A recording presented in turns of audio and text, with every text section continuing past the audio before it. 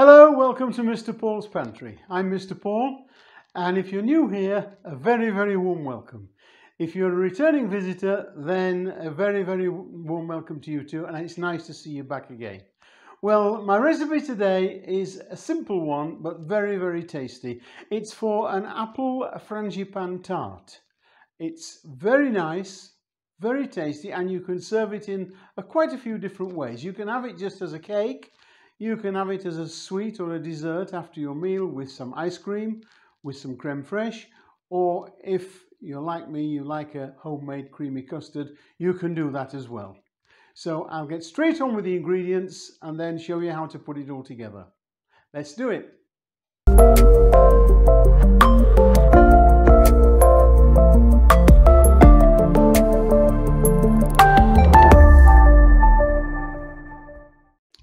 Right, so here are the ingredients for the Apple Frangipane Tart. Now, first of all, for the base. You can use pastry base for this, but in the bakery, we always try to make things easy for ourselves because we had such a lot to do. And for this particular base, we always used Digestive Biscuits. You don't need to pre-bake this base, which you do have to do if you make a pastry base. So we've got 175 grams of Digestive Biscuits. We've got 75 grams of butter. And that's all you need for the pastry base. Now for the frangipane filling, we need 75 grams of soft butter again. I haven't got the both bits here, but 75 grams of butter again, 75 grams of sugar,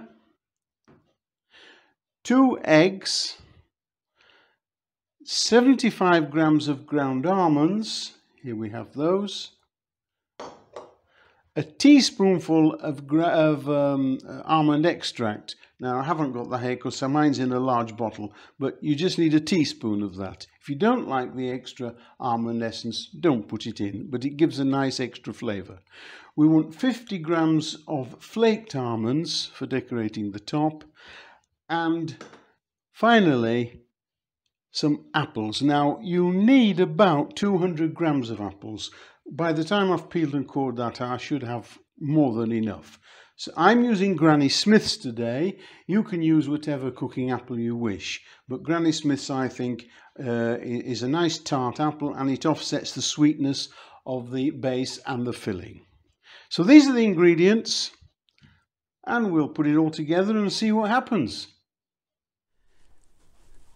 So the first thing we're going to do with the biscuits is we're going to put them into a plastic bag.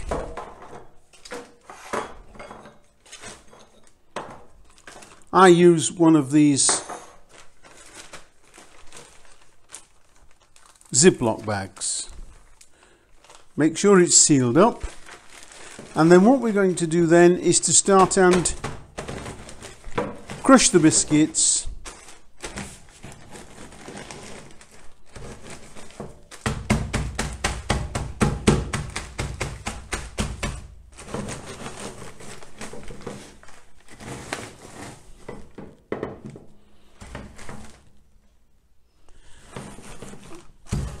Until they're nice and fine. We don't want any large lumps. Now you can do these in a food processor if you want, but I find it makes them too fine and a little bit mushy. So there we are. It's nice and fine. So next we're going to take the butter and we're going to put it on a heat, soften it in the pan. Don't need to get it too hot, but just we need to get it soft. Once that's soft, melted should I say, then we're going to add the crumbs, which we've already got ready here. Right, now once the butter's all melted, we're going to add the crumbs,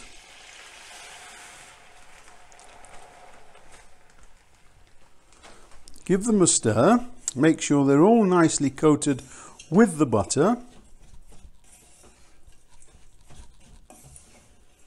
We don't need to add anything else to these, by the way.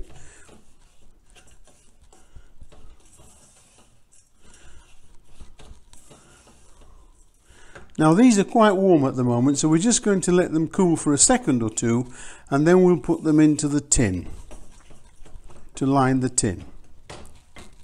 Right, so here we are. This is my tin. It's a loose bottom tin I'm using, and it's approximately 23 centimeters across.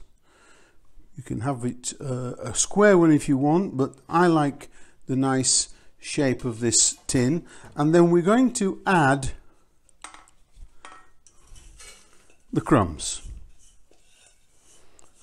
Now if you use this size tin, there should be just about the right amount of crumb there. We're going to smooth that out.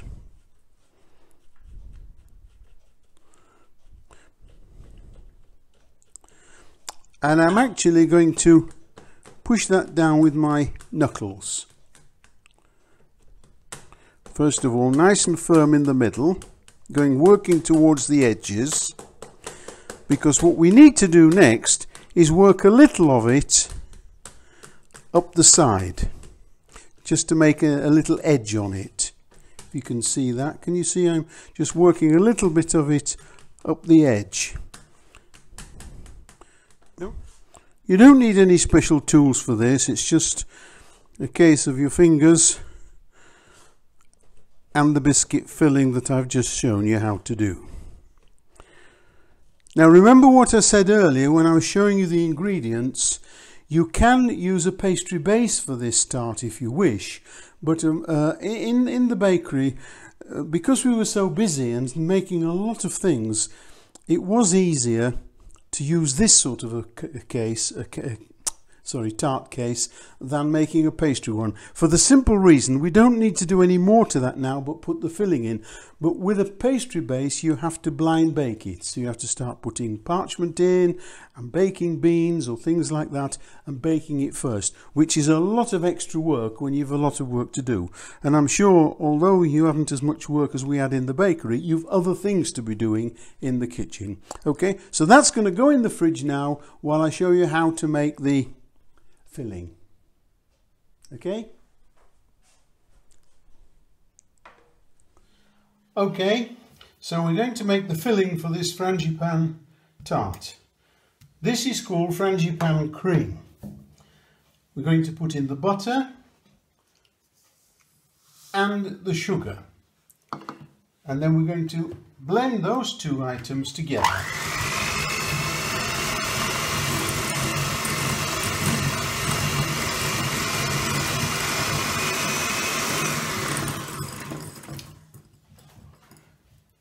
Just turn that off because of the noise. I'm trying to tell you, this needs to be very soft, very creamy and very pale coloured.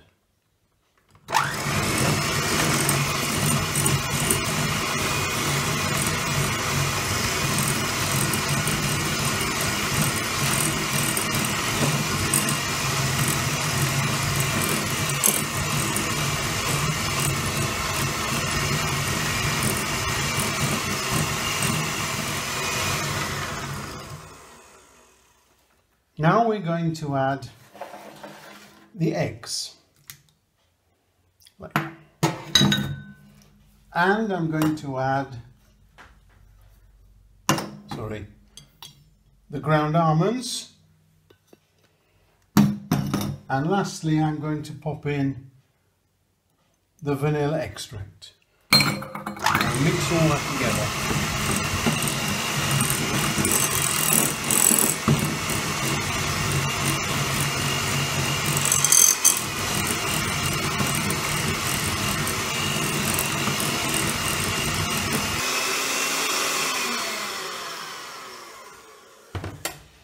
And that's all ready to go now, and we've left right until the very last minute the apples, because we don't want those to go brown before we use them. So I'll leave that now. The case is still in the fridge chilling, and I'll get on with the apples and slice them ready to go. Right, this is now set in the fridge. We're going to pop the apple that I've peeled, cored and cut up small. We're going to cover the bottom of that on there.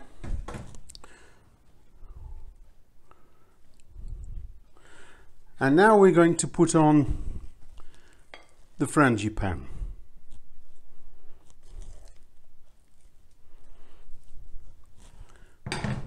Going to smooth that out gently.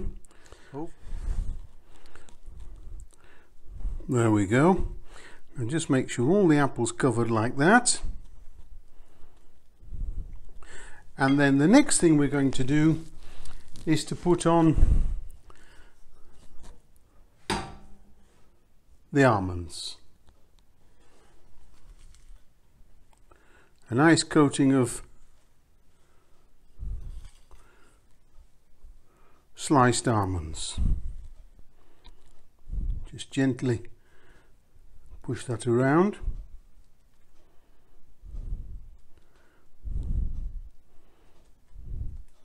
And that's going to go in the oven now at 200 centigrade, no fan.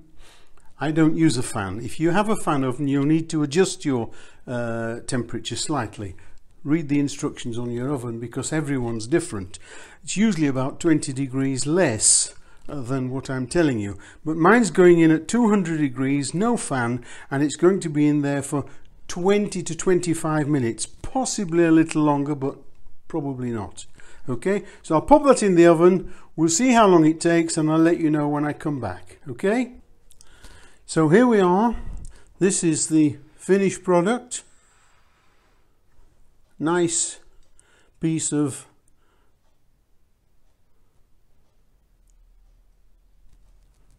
Apple Frangipane Tart. So here we are. This is the portion that I just cut for you to see. You can serve it with free creme fraiche, you can serve it with ice cream, or you can make some nice creamy custard yourself. And I think you'll agree, it does look very appetizing. I'm going to just taste that with a nice cup of coffee. Now, that's all I have for you today, I'm afraid. So if you've enjoyed it, go underneath the video, give it a thumbs up, and if you've any comments or suggestions for future videos, do leave them underneath as well. So this is Mr. Paul saying bye for now, and I'll see you next time. Bye.